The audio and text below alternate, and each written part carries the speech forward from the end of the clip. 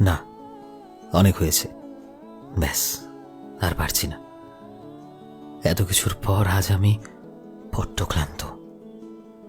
আজকাল কোনো কারণ ছাড়াই চোখ দিয়ে অনবরত জল পড়ে। হঠাৎ বুকের মধ্যে অসহ্য যন্ত্রণা শুরু হয়। নিজের আত্মাকে অনেক গভীরভাবে কষ্ট দিয়ে ফেলেছি। হাজারো ভিড়ের মধ্যে থেকেও নিজেকে একা মনে হয়। না, কেউ বুঝলো না আমায়। দিন দিন কেমন জানি হয়ে যাচ্ছি, না কোথাও যেতে ভালো লাগে, না কারোর সাথে মিশতে ভালো লাগে। যখন একাকিত্বই যেন বেশ ভালো লাগে। দিন শেষে একটা কথাই ভাবি যে কি করলাম জীবনে। না পারলাম মনের মানুষটাকে ধরে রাখতে, না পারলাম বাবা মার ভালো সন্তান হতে, না পারলাম নিজের জন্য কিছু করতে। কিছু না। একটা মানুষ কতটা অভাগা কিভাবে হতে পারে? যেটাই আঁকড়ে ধরে বেঁচে থাকতে চায়, সেটাই যেন খুব করে চায় সবার আগে হারায় সে। যাকেই একটু আপন ভাবতে শুরু করি, একটু একটু বিশ্বাস করতে শুরু করি, ভাই সেই তার আসল রূপ দেখে চলে যায়। সব দিক থেকে হেরে যাই কোনো না কোনো ভাবে। কেন যেন আমার সাথেই এমনটা হয়? সব ভালোই কেন আমার সাথে হয় না?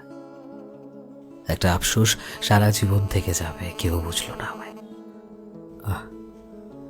কেউ যদি আমার মতো করে বুঝতো আমায়, আমার মতো করে যদি আমায় ভালোবাসতো, বোধহয় আরো শত শত বছর বেঁচে থাকার ইচ্ছেটা বেড়ে যেত। সারাদিন আমি হেসে বেড়াই, কিন্তু রাত হলেই যে হার মেনে যাই। আমার এই ক্লান্ত শরীরও যে মিথ্যা অভিনয় করার জন্য আর সঙ্গ দেয় না। একমাত্র আমার চোখের জলের ওই ভেজা বালিশটাই জানে কিভাবে রাত কাটে আমার। আমি হেরে গেছি, সব দিক থেকে হেরে গেছি। আর ভালো লাগে না মানুষের মিথ্যে অভিনয় দেখতে। ক্লান্ত হয়ে গেছি আমি। এখন সবার থেকে খালি দূরে থাকতে চাই, সবার থেকে। কেউই আমার নয়, সব মিথ্যে অভিনয় করে। তাই এখন সমস্ত মিথ্যে অভিনেতা অভিনেত্রীদের থেকে দূরে থাকতে চাই। না বন্ধু বান্ধব, না ভালোবাসার মানুষ, না আপন মানুষ, কেউ আর চায় না।